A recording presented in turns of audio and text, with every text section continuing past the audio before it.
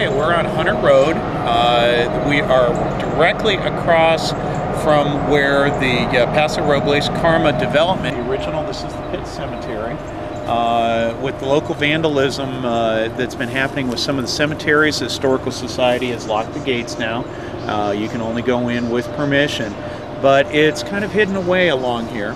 And this is part of our historical San Marcos that is going to be kind of enveloped with the development that's going on. And this cemetery has been here since the 1850s. This is some of the original land and the original developers.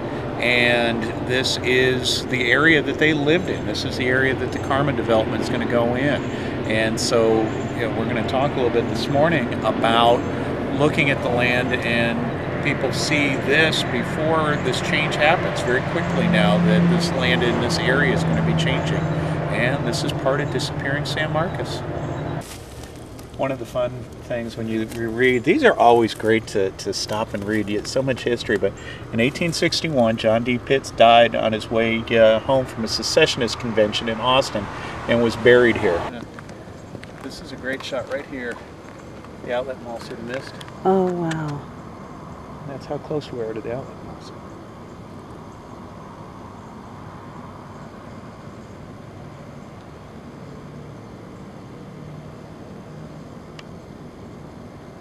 Where this tree line is, right here, is the extent of the Paso Robles property. It's going to go all the way up, as far as you can see, back over here. This area in here is all going to be commercial development. This is the area that is going to be strip mall, light shopping, and we'll go up the street, just right up over the hill is where the main artery is going to be going in, and the golf course will pass all the way up and behind here.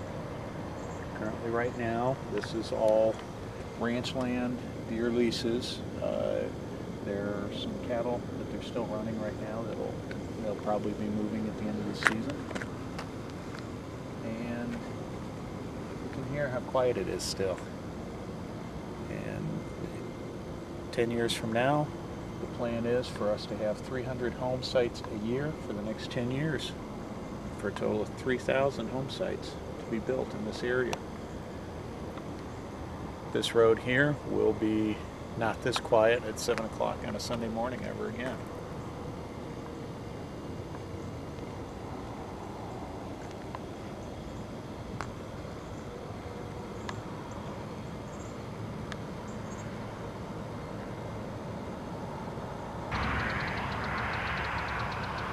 We're in between McCarty and Center Point. This is part of the property that Karma Development is going to be purchasing and developing. You are looking up on the Balcones Escarpment, that one area right up the road that shifts. That's part of a fault block system where it is goes up. There's a fault right at the top of that ridge, and there's a fault at the bottom of the ridge. The golf course is going to be along that ridge at the bottom of the ridge. What we're looking up right in there, there is an intermittent pond that is used for duck hunting. A lot of wildlife uses this as on their migratory habitats. You saw the deer there a minute ago. There's fox out here. On up in the Purgatory, there's reports that we do have mountain lions that are back in the area again. So, this is, a large amount of acreage that is going to be taken out of the ecosystem. And yes, we'll have limited park access, but it will again be changed. This is all when the original Spanish explorers came along. This is the King's Highway. This is the route that they took, was through this area. And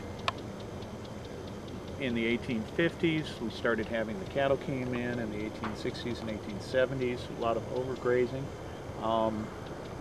The area that you're pointing at right now, back up along that hill, there is an old Hispanic cemetery that is up in the trees right there. And we were at the basically the white settlers cemetery. Well, there is a Hispanic cemetery with the last of the gravestones there dated about 1915. And that is right at the edge. It does not look like that is in the Karma development, but it is right at the edge of where they're going to develop. So we don't know what else is here that's going to be disturbed. And part of this is that we're going to need to really monitor as they're going along. Unlike the city project down on Wonderworld, where we had someone from the state that was there in case we did any archaeological findings. They did the where there was a 2,000-year-old place that people lived, where we had dwellings, where we found artifacts. That was protected and that was cataloged.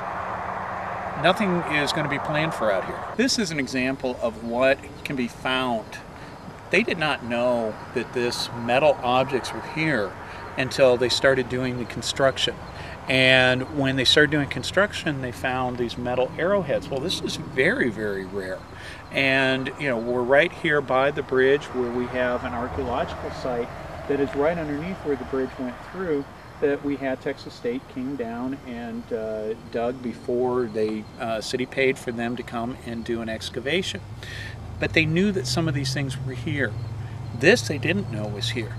What's going to happen when we start getting into the other areas of the hill country and where the Paso Robles is at right now? If it is not a public project, then a lot of these things are most likely going to get pushed aside, not going to get looked at, and we're going to be missing a lot. So just one more thing, San Marcos, that we need to be thinking about that we could be losing.